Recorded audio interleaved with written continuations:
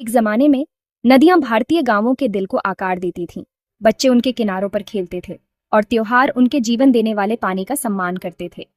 आज इनमें से कई नदियां गायब हो चुकी हैं। उनकी जगह सड़कों और कंक्रीट ने ले ली है। उनकी यादें कहानियों में बदल रही हैं। ये भूत नदियां सभ्यताओं की जीवन धारा थीं, जो पानी, संस्कृति और पहचान देती थीं। उनका गायब होना एक खामोश त्रासदी है, सिर्फ पानी का ही नहीं, बल्कि इतिहास और आत्मा का भी नुकसान। कल्पना कीजिए कि आप वहां खड़े हैं, जहां कभी एक विशाल नदी बहती थी। अब सिर्फ ट्रैफिक का शोर सुनाई देता है। इन नदियों की कहानियां परियों की कहानियों जैसी लगती हैं, लेकिन ये उन चीजों की चेतावनी है जो हमने खो दी है। इन खोई हुई नदियों को खोजना हमारी अपनी पहचान की यात्रा है, जो हमें प्रकृति के साथ अपने रिश्ते पर सवाल उठाने पर मजबूर करती है। भूत नदियां हमें उन नदियों की रक्षा करने का आग्रह करती हैं जो बची हुई हैं, इससे पहले कि वे भी यादों में गुम हो जाएं। उनकी विरासत एक ऐसा सबक है जिसे हम नजरअंदाज नहीं कर सकते। सरस्वती, जिसे कभी देवी के रूप में पूजा जाता था और प्राचीन ग्रंथों में वर्णित किया गया है, भारत की सबसे प्रसिद्ध खोई हुई नदी है। कभी हिमालय से समुद्र तक बहने वाली यह नदी एक समृद्ध सभ्यता को पोषण देती थी।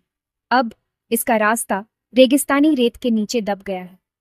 आधुनिक विज्ञान ने इसकी रहस्यमयी धाराओं का पता लगाया है, यह साबित करते हुए कि ये किंवदंतियां हकीकत में थीं। दृश्यवती और पोन्नयार जैसी अन्य नदियां भी लुप्त हो गई हैं, प्राचीन बदलावों और आधुनिक उपेक्षा दोनों की शिकार। इन नदियों ने संस्कृतियों और अर्थव्यवस्थाओं को आकार दिया, लेकिन उनका पतन प्राकृतिक बदलाव और मानवीय प्रभाव दोनों की कहानी है।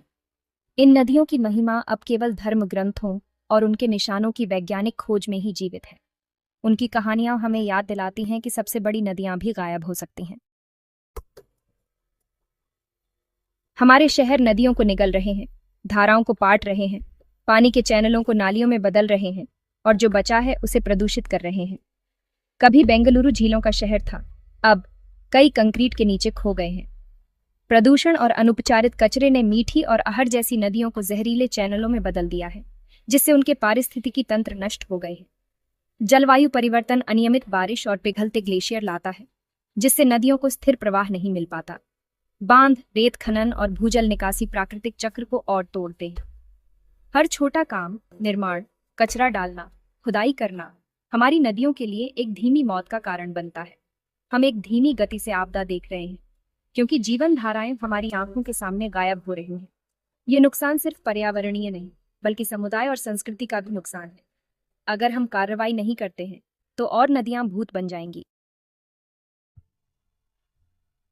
खोई हुई नदियां यादें छोड़ जाती हैं, छिपे हुए पानी, पवित्र कुओं और गायब हुए रोजगार की कहानियां। राजस्थान में बुजुर्ग अभी भी भूमिगत सरस्वती की बात करते हैं, विश्वास और अनुष्ठान के माध्यम से उसकी भावना को जीवित रखते हैं।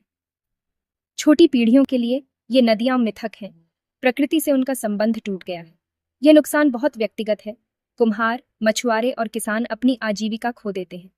समुदायों को पलायन करने पर मजबूर होना पड़ता है। जब एक नदी मरती है, तो एक पूरा पारिस्थितिकी तंत्र ढह जाता है। पौधे, जानवर और लोग पीड़ित होते हैं।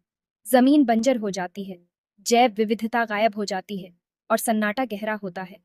नदियां सिर्फ पानी से कहीं ज्यादा हैं। वे ऐसे धागे हैं जो संस्कृति, अर्थव्यवस्था और प्रकृति को जोड़ते हैं। उनका गायब होना जमीन और यादों दोनों पर निशान छोड़ जाता है। कहानियां हमें याद दिलाती हैं कि क्या दांव पर लगा है। खोई हुई नदियों को याद रखना एक चेतावनी और कार्रवाई का आह्वान है। उनकी कहानियां हमें सिखाती हैं कि नदियां नाजुक हैं और उनका नुकसान अपरिवर्तनीय है। हमें नदियों को जीवित संस्थाओं के रूप में देखना चाहिए, न कि केवल शोषण के लिए संसाधन के रूप में। पूरे भारत में समुदाय धाराएं पुनर्जीवित कर रहे हैं, किनारों की सफाई कर रहे हैं और नदियों के अधिकारों के लिए लड़ रहे हैं। अरवरी जैसी नदियों का पुनरुद्धार दिखाता है कि सामूहिक कार्रवाई मृत परिदृश्यों में पानी वापस ला सकती है। हमारी नदियों का भविष्य हमारी पसंद पर निर्भर करता है। क्या हम और नदियों को भूत कहानियां बनने देंगे या उनकी रक्षा के लिए कार्रवाई करेंगे? आइए आने वाली पीढ़ियों से वादा करें कि हमारी नदियां सिर्फ यादों में नहीं, बल्कि हकीकत में बहेंगी। यह हमारा कर्तव्य है और हमारी आशा।